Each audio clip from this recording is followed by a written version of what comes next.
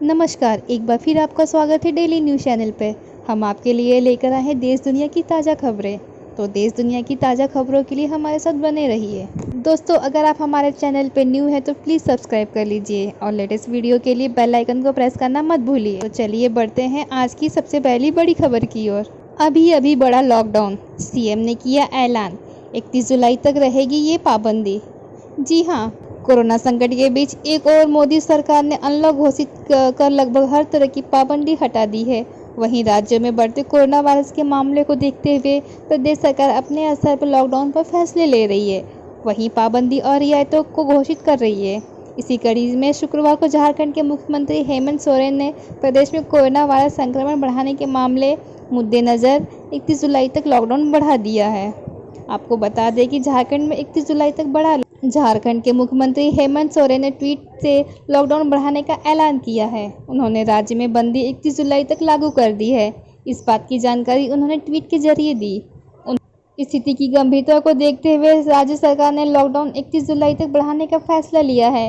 पिछले समय पर लॉकडाउन में भी रियायतें जारी रहेंगी। तो चलिए बढ़ते हैं अगली बड़ी खबर की ओर। 12 अगस्त तक बंद रहेंगी सामान्य ट्रेन सेवाएं। जी हाँ, देश में चीनी बीमारी के मामले दिन पर दिन बढ़ रहे हैं। मौजूदा स्थिति के मद्देनजर सरकार ने 12 अगस्त तक सभी ट्रेन सेवाएं को बंद कर दिया है। भारतीय रेलवे द्वारा गुरुवार को एक आदेश जारी किया है। इस आदेश में कहा गया है कि मेल और एक्सप्रेस ट्रेनों सहित सामान्य यात्री सेवाएं को ले जाने वाली सभी ट्रेनें 12 अगस्त तक बंद रहेंगी। मेल, एक्सप्रेस, पैसेंजर ट्रेनें, लोकल ट्रेनें और ईएमयू ट्रेनें नहीं चलेंगी। 30 जून 2020 तक बुक किए सभी ट्रेन सामान्य शेड्यूल के अनुसार पहले से जारी टिकट रद्द आदेशों के अनुसार वापस कर दिए जाएंगे। इसके अलावा 1 जुलाई से 12 अगस्त तक के सभी टिकट रद्द कर दिए जाएंगे। आदेश के अनुसार सभी यात्रियों को पूरा रिफंड वापस कर दिया जाएगा।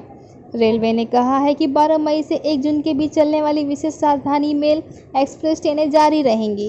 चलिए बढ़ते हैं अगली बड़ी खबर की ओर। रेलवे का दावा ये है कि यूपी, बिहार से मुंबई, गुजरात के लिए लौटने लगे हैं श्रमिक। चीनी बीमारी के बढ़ते कहर के चलते हुए देशव्यापी लॉकडाउन में मुंबई, दिल्ली एवं गुजरात छोड़कर अपने गाँव लौटे प्रवासी श्रमिक एवं कामगार फिर अपने काम पर लौटने लगे हैं।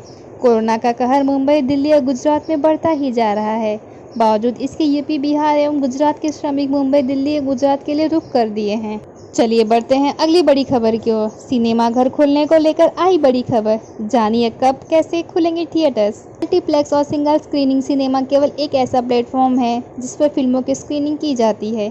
कोविड-19 के प्रसार पर अंकुश लगाने के लिए जगह जगह लगाए गए लॉकडाउन के साथ कारोबार भी प्रभावित हुआ है और अब अनलॉक 1.0 के साथ अन्य व्यवसाय की तरह मल्टीप्लेक्स और सिंगल स्क्रीन भी सिनेमा फिर से खोलने के लिए उत्साहित है। एक नए वीडियो में इंडस्ट्री के शीर्ष फिल्म व्यापार विश्लेषक कोमल नाहटा ने एंटरटेनमेंट इंडस्ट्री की भविष्य की संभावना के बारे में बात की है। चलिए बढ़ते हैं अगली बड़ी खबर की ओर। आपको बता दें कि इस दिन पड़ने वाला है उपछाया चंद्र ग्रहण। जाने सूतक समय कब होगा। 5 जुलाई को उपछाया चंद्र ग्रहण पड़ने वाला है। ये उत्तरी अमेरिका, दक्षिण अमेरिका, यूरोप और अफ्रीकी महादेश समेत कई जगहों पर दिखाई देने वाला है। हालांकि एशिया और भारत में उपछाया चंद्र ग्रहण नहीं दिखाई देगा। धार्मिक और वैज्ञानिक दृष्टिकोण से जब पृथ्वी और चंद्रमा के बीच सूर्य आ जाता है तो चंद्रमा की रोशनी पृथ्वी पर नहीं आती है। इस घटना को चंद्र ग्रहण कहा जाता है।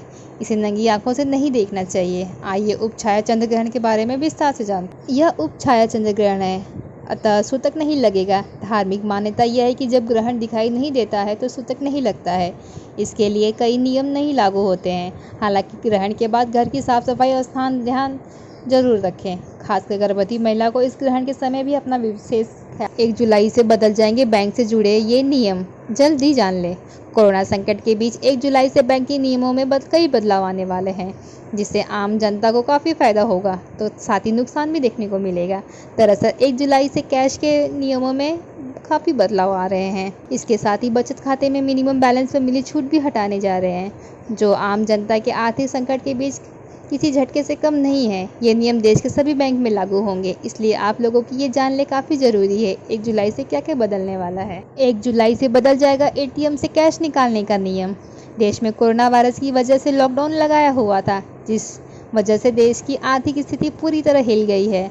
ऐसे में लोगों को राहत देते हुए सरकार ने एटीएम पैसे निकालने पर लगाने वाला चार्ज हटा दिया था। इस दौरान सरकार ने 3 महीने तक के लिए इसी चार्ज को हटाया था, लेकिन अब ये छूट खत्म होते जा रही है, जिसके बाद एटीएम में पैसे निकालने पर अब चार्ज देना होगा। तो चलिए बढ़ते हैं अगली बड़ी खबर की ओर। बिना गारंटी सरकार दे रही है 50,000 रुपए का लोन, आप भी उठा सकते हैं फायदा। कोरोना काल में मोदी सरकार लोगों के लिए अहम कदम उठा रही है। सरकार बिजनेस शुरू करने के लिए सस्ते दर से लोन दे रही है। तो अगर आप कोई नया बिजनेस शुरू करने का प्लान कर रहे हैं तो प्रधानमंत्री का ये तोहफा आपके लिए भी है। कोरोना वायरस लॉकडाउन के कारण मोदी सरकार मुद्रा शिशु योजना के तहत लोन पर ब्याज दे रही है। कोरोना वायरस और लॉकडाउन के कारण मोदी सरकार मुद्रा शिशु योजना के तहत लोन पर ब्याज दर में 2%। सरकार द्वारा लोन में दी गई इस छूट का फायदा देश में 1 या 2 से अधिक 9 करोड़ 37 लाख लोगों को मिलेगा। आर्थिक मंदी के दौर में यह योजना बड़े पैमाने पर बेरोजगारी को दूर करने के लिए सहायक साबित हो। मोदी गवर्नमेंट की स्कीम दिलाएगी मात्र 1,000 रुपये में किराए का घर। जानिए किसे और कैसे मिलेगा लाभ। अगर आपको एक ऐसा घर मिले जिसका किराया प्रति माह 1,000 रुपये हो तो कैसा रहेगा।